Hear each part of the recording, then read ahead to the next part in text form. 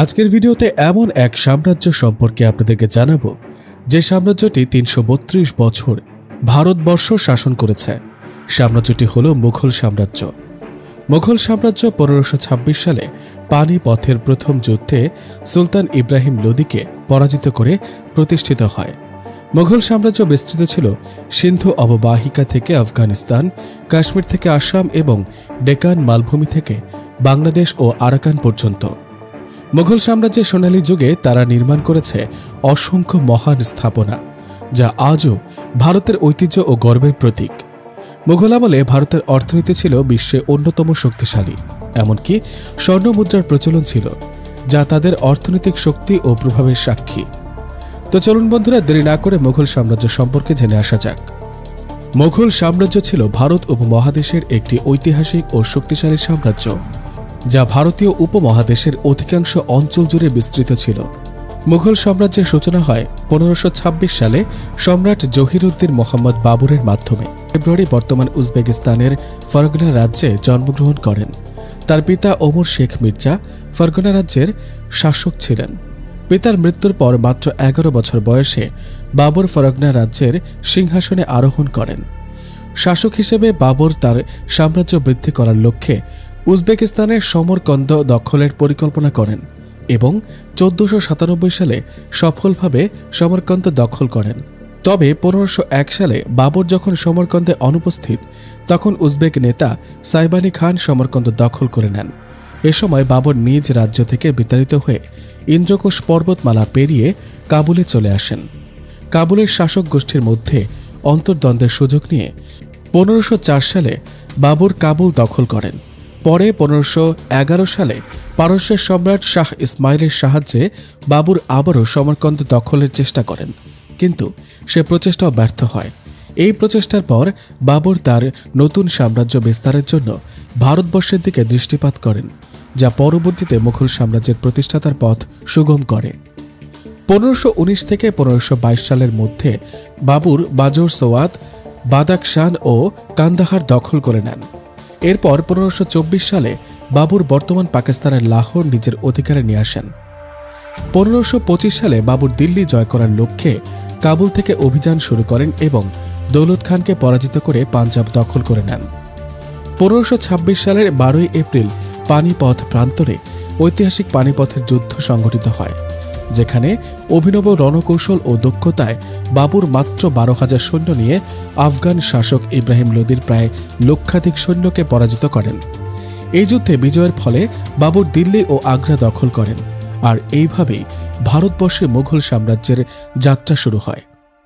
দিল্লি দখলের পর বাবরের পার্শ্ববর্তী অঞ্চল বিয়ানা, গাজীপুর, গোয়ালিয়র ও জংপুর দখল করে নেন।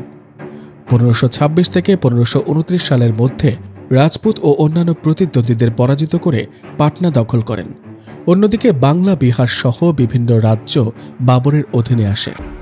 মুঘল সাম্রাজ্য প্রতিষ্ঠার মাত্র ৪ বছরের মধ্যে ১৫৩০ সালে মাত্র ৪৭ বছর বয়সে সম্রাট জহিরুদ্দিন মোহাম্মদ বাবর মৃত্যুবরণ করেন। মুঘল সম্রাট জহিরুদ্দিন মোহাম্মদ বাবরের মৃত্যুর ৩ দিন পর তার পুত্র হুমায়ুন ১৫৩০ সালের ২৯ ডিসেম্বর দিল্লির সিংহাসনে আরোহণ করেন, যার ফলে চারদিকে বিশৃঙ্খলা বিরাজ করছিল। কারণ সম্রাট বাবর তার শাসনামলে মুঘল সাম্রাজ্যের সীমানা কাবুল থেকে গোবরা, গোয়ালিয়র থেকে বাংলা পর্যন্ত বিস্তৃত করলেও সে সময় ভারতবর্ষের শাসনতন্ত্রের জটিলতা, বিদ্রোহ ও নানা ধরনের অস্থিরতা বিদ্যমান ছিল। সবচেয়ে বেশি সমস্যা সৃষ্টি করে নিজের ভাই কামরান মির্জা ও আফগান বংশোদ্ভূত বিহারের শাসনকর্তা শের শাহ। শের শাহ সম্রাট বাবরের অনুগত থাকলেও বাবরের মৃত্যুর পর হুমায়ুনের বিরুদ্ধে বিদ্রোহ করে বসে। ১৫৩৮ সালে চৌসা ও কানসের যুদ্ধে হুমায়ুন তৎকালীন দুর্ধর্ষ সামন্ত নেতা শের শাহের কাছে পরাজিত হন। এর ফলস্বরূপ শের শাহ দিল্লি ও আগ্রা দখল করে নেয়। পরবর্তীতে পারস্যের সম্রাট শাহ তামাবসের সঙ্গে সহযোগিতায় হুমায়ুন প্রথমে লাহোর উদ্ধার করেন। এরপর ১৫৫৫ সালের জুলাই মাসে সম্রাট হুমায়ুন দিল্লি ও আগ্রা দখলের মাধ্যমে ভারতবর্ষে পুনরায় মুঘল সাম্রাজ্য প্রতিষ্ঠা করেন। কিন্তু আকস্মিকভাবে ১৫৫৬ সালে সম্রাট হুমায়ুনের মৃত্যু ঘটে, যা মুঘল সাম্রাজ্যের জন্য এক অনাকাঙ্ক্ষিত বিপর্যয় হয়ে দাঁড়ায়। হুমায়ুনের মৃত্যুর পর তার পুত্র সম্রাট আকবর মুঘল সিংহাসনে আসীন হন। ভারতবর্ষের শাসনতান্ত্রিক স্থিতিশীলতা প্রতিষ্ঠা করার লক্ষ্যে তিনি আমলাতান্ত্রিক ব্যবস্থার প্রবর্তন করেন এবং বাণিজ্যিক সম্পর্ক বৃদ্ধিতে বিশেষ মনোযোগ দেন। সে সময় রাজপুতরা ছিল মুঘল সাম্রাজ্যের প্রধান প্রতিদ্বন্দ্বী। তাই মুঘল সাম্রাজ্যের বিস্তৃতি বাড়ানোর জন্য সম্রাট আকবর এক রাজপুত নারীর সাথে বিবাহ করে, যার ফলে মুঘল সাম্রাজ্য আকবরের আমলে সবচেয়ে বড় সীমানার অধিকারী হয়। তার শাসনামলে মুঘল সাম্রাজ্য বিশ্ব অর্থনীতিতে চতুর্থ স্থানে পৌঁছায়। ধর্মীয় উদ্দেশ্যে সম্রাট আকবর দিন ইলাহি নামক এক নতুন ধর্মমত প্রতিষ্ঠা করেন, যদিও এর অনুসারী ছিল মাত্র 18 জন। তার শাসনকাল ছিল মুঘল সাম্রাজ্যের সবচেয়ে উন্নত সময় এবং তাকে শ্রেষ্ঠ মুঘল সম্রাট হিসেবে গণ্য করা হয়। 1605 সালে তিনি মৃত্যুবরণ করেন। সম্রাট আকবরের পর তার পুত্র সম্রাট জাহাঙ্গীর 1605 থেকে 1627 সাল পর্যন্ত মুঘল সাম্রাজ্যের শাসন পরিচালনা করেন। তবে মাদক ও নারীতে আসক্ত জাহাঙ্গীরের শাসনকাল সাম্রাজ্যের ভিত কিছুটা দুর্বল করে ফেলে। এরপরেও তার শাসনকালে পুরো বাংলা অঞ্চল মুঘল সাম্রাজ্যের অন্তর্ভুক্ত হয়। 1610 সালে তিনি বাংলার রাজধানী রাজমহল থেকে ঢাকায় স্থানান্তরিত করেন এবং ফার্সি ভাষার পাশাপাশি বাংলা ভাষার প্রচলন করেন। 1627 সালে তার মৃত্যু হয়। 1628 সালে সম্রাট জাহাঙ্গীরের মৃত্যুর পর তার পুত্র মির্জা শাহাবুদ্দিন শাহজাহান নামে পরিচিত হয়ে মুঘল সাম্রাজ্যের পঞ্চম সম্রাট হিসেবে দিল্লির সিংহাসনে আরোহণ করেন। শাহজাহানের শাসনামলকে মুঘল সাম্রাজ্যের স্বর্ণযুগ হিসেবে অবহিত করা হয়। তার শাসনামলে মুঘল সংস্কৃতির বিকাশ ঘটে এবং সে সময়ের স্থাপত্য শৈলী বিশেষভাবে সমাদৃত হয়। তিনি শাসক হিসেবে শুধু নয়, একজন সংস্কৃতির পৃষ্ঠপোষক হিসেবেও প্রসিদ্ধ ছিলেন। তার শাসনকালে স্থাপিত স্থাপত্যগুলোর মধ্যে উল্লেখযোগ্য হল দিল্লির লাল কেল্লা, আগ্রার দৈর্ঘ্য দেওয়ানি খাস এবং আরও অনেক অসাধারণ নিদর্শন। শাহজাহান তার স্ত্রীর প্রতি অকৃত্রিম ভালোবাসার নিদর্শন হিসেবে যমুনা নদীর তীরে দুর্লভ পাথরের তৈরি তাজমহল নির্মাণ করেন। এটি আজও পৃথিবীর অন্যতম বিস্ময়কর স্থাপনা হিসেবে স্বীকৃত। এছাড়া শাহজাহানের শাসন আমলে কোহিনূর হীরা ও মণি মুক্তা খচিত ময়ূর সিংহাসন নির্মিত হয়, যা তার সম্রাটিত্বের গৌরবের প্রতীক।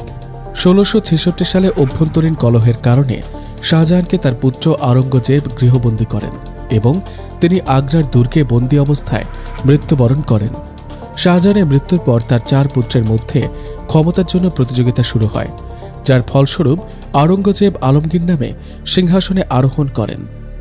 আওরঙ্গজেবের শাসনামল ছিল দীর্ঘ 49 বছর, যার মধ্যে তিনি ভারতের অন্যতম শক্তিশালী সম্রাট হিসেবে পরিচিত হন। তার শাসনামলে জিজিয়া কর প্রথা চালু করা হয় এবং তিনি সহজ সরল জীবনযাপন ও ইসলামী শরীয়ত অনুসরণ করতে উৎসাহী ছিলেন, তাই তিনি জিন্দাপীর নামেও পরিচিত। তার শাসনে ভারতবর্ষে ইসলামী সংস্কৃতির ব্যাপক বিস্তার ঘটে এবং মুঘল সাম্রাজ্য শক্তিশালী হয়। তবে এর মধ্যেও সামরিক কার্যক্রম এবং ধর্মীয় কট্টরপন্থা কিছু সমস্যা সৃষ্টি করে। 1707 সালে আওরঙ্গজেবের মৃত্যু হলে মুঘল সাম্রাজ্যে বিশৃঙ্খলা ও বিদ্রোহ দেখা দেয়। তার পুত্র বাহাদুর শাহ প্রথম কিছু সংস্কারের চেষ্টা করেন, তবে 1712 সালে তার মৃত্যুতে সাম্রাজ্যের পতন শুরু হয়। পরবর্তী শাসকরা, বিশেষত সম্রাট মোহাম্মদ শাহ, মুঘল সাম্রাজ্য পুনর্গঠনের চেষ্টা করলেও তা ব্যর্থ হয়।